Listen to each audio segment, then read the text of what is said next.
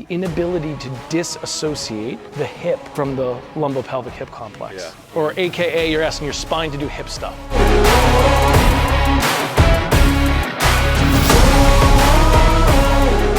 Classic baseball player, flat upper back, relatively normal. Lumbar curl, let me see you straighten those knees out of the way. Lock them out and kick your shoes off for me. So you got some knee hyperextension there, right? So now the question is why do you have knee hyperextension? Is that a yeah, they kind of have a little bit of like negative range of motion. Okay. That's not a bad thing by any means, but the question is why? Is that because you're hypermobile everywhere, or did you acquire that mobility at the knees to get around the same thing, a lack of mobility somewhere else? So especially when I see like joint line discomfort in a knee and somebody with hyperextension, like that's where we start to have the meniscus conversation a little bit more. Okay. So the question is like, okay, is this a genetic global thing for you or is it not? So we're gonna do what's called a Baton scale or Baton score. So straighten your elbows out all the way, wrists extended. So you have hyperextension at your elbows. Can you touch your thumb to your wrist here? No, let me see the other side. No? Okay, let me see you bend your pinky as far back as you can. So you can't bend past 90 there. So you're kind of in the middle. You have hyperextension at your knees and your elbows, so it's harder to say. You've gained that range because you have hypermobility, but you're slightly on the hypermobile end of the spectrum. You might need more stability-based stuff in your programming. We have to manage that a little bit differently. All right, so with that being said, there's no such thing as bad posture. I just like to look at it as like a starting position. I'm more interested in how you deviate from it. So just, you have a flat upper back. That's relatively normal because you're always gonna go into these extended positions. So I wanna see your neck move. I wanna see your upper and lower back move. Since you don't have any upper extremity issues, I'm gonna skip that for the sake of time. And then I wanna look at your hip mobility, your knee control, and so on and so forth, okay? So let's see this. Teeth together. Don't clench your jaw, just keep your teeth touching. I want you to look up at the ceiling as high as you can. Chin down to your chest. Rotate to the left as far as you can. What I'm looking for now is like movement competency. How do you deviate from those posture positions, right? So you have some forward head posture, it's pretty normal, not a big deal. You're limited in cervical extension, and you feel that in the back. We call that closing angle joint discomfort. A lot of times when we get a lot of that, that's protective tension. So this is kind of what I was talking about in the office, like the difference between flexibility and mobility. Flexibility is how much I can move you, right? That's what stretching is. It's passive range of motion. Yeah. Mobility is how much you can move you. I'm more interested in how you can move you because that's what you have to do when you play baseball, right? So that quality is more important to train than just being flexible for the sake of being flexible. Right? So, stretching it kind of okay, it's all tight, let me stretch it out, but it's stiff because your body's trying to make it stable. So stretching it out again becomes the wrong tool for that job in a lot of senses. But it's telling us something about where you're creating tension. So let's see what that looks like. I want to see hands and knees. You've doing like cat-cow before. So hands and knees, right? So your hands are right below your shoulders, your knees are right below your hips, shoulder width apart.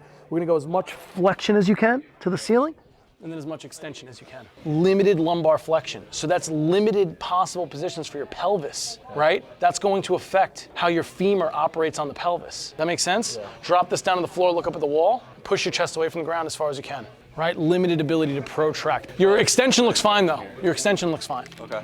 Pop up on your feet. So we're gonna do what's called a standing hip car. So the dowels are just balance support. I want you to use them as little as possible, but as much as you need to. I only wanna see this hip move. I don't wanna see anything else move. I'm gonna slowly bring my hip forward. As soon as I can clear my heel, I'm gonna go hacky sack motion up as high as I can go. Can't go up any higher. We're gonna swing this out to the side like a door. When you can't go back any further, you're gonna keep the knee high, raise the ankle up behind you, sweep it in for a landing. So altogether it looks like this. Nice and slow, 1 mile an hour, hacky sack motion, swing open the gate, raise the ankle behind you, kick the wall behind you. Slowly come towards me, hacky sack motion, up as high as you can go. Pinch in the front of that hip. No. Ankle up, reach behind you. All right, sweet. And relax. Nice job. Out to the side. It's got limited external rotation. Out to the side. Don't drag it. Ankle up, reach behind you. All right, see? Out to the side. Good. Ankle up, reach behind you. All right, so here's the rub. Ready? Inability to disassociate the hip from the lumbopelvic hip complex. Yeah. Right? Or AKA, you're asking your spine to do hip stuff. Yes. Now the problem with that is you're borrowing range from your spine to help the hip out. But we already looked at your spine mobility, and you're limited in how much lumbar spine linear motion you have, right? If you can't disassociate your spine from your hip, my guess would be you probably also have an issue disassociating the knee from the hip. Okay. So can your hip and your spine move together? Absolutely. That's called relative motion, right? So if I'm gonna drop step, that's my spine and my hip moving in the same direction relative to each other. but you also need to be able to disassociate them, which is literally swinging and throwing. So let's explore that a little further. We're gonna go to that table over there, okay? Why can't you disassociate? Is it because you lack flexibility, or is it because you lack mobility, right? So is it because you have to, or because it's just a habit for you, okay? So what we're gonna do is you're gonna take your tailbone, stick it on the edge of the table, hug a knee to your chest nice and tight. We're gonna lay back, let this one just hang. Low back is flat on the table. It's hard, right? Yeah, that's a diving board, right? So this deep hip flexor looks pretty good. This should be like 70 to 90 degrees of hang. So we gotta work on some quad. There you go, relax. Yeah, let it go. That's you relaxed. Okay, switch, it's fine. Okay, slide all the way back. Right, so you lack some hip extension. That's key, right? So why do you have more lumbar extension and knee hyperextension? Potentially to get around a lack of hip extension. All right, Jake, I want you to hold this position. I want you to rotate your hip as far as you can on your own. So pretend I drove a spike straight through your femur into the table. Hold that position, rotate to me as far as you can. 20, let's call that 29, go that way. 24. Holy crap, yeah, man, you got about half the range. I can move you double the amount of range that you can move you. Again, that's just because it feels tight doesn't mean it is tight, because I can rotate your hip quite a bit. But when you look at your hip car, it's like it's basically your shins vertical, and that's groin.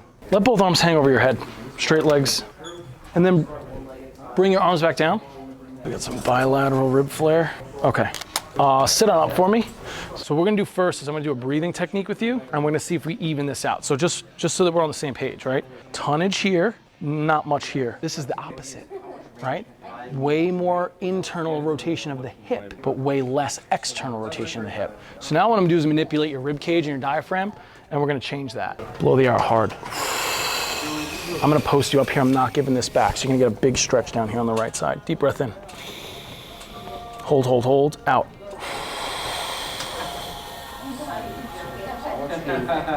Good, in and in. Hold, out. All the air out, good. Last one. Out. Awesome. All right, ready for the mindfuck part of this? See the difference? More IR, less ER. The opposite's gonna be here. So we're gonna lose some internal rotation, and we're gonna gain some external rotation. So what I did was I manipulated your ability to pressurize this system. I'm gonna work on your deep hip flexors, and then I'm gonna release up the popliteus on that side too, and see if we can get a little bit of tibial internal rotation back. So let's talk about where the ROI is for you, return on your investment of time. I agree with you. I think absolute strength, even at this point in your off season, I don't know if the juice is worth the squeeze there. You know, if like grinding out a little bit of extra poundage of output versus making you more efficient with the muscle and strength that you have now. You know, like early in the off season, that's mostly the strength end of the spectrum. Lifting heavy, moving stuff slow, building muscle, building capacity, right? As you get closer to the season, we need to start to work on power and the speed strength side of the spectrum so that you can actually take what you have and translate it into velocity. Part of these asymmetries, is normal for all humans.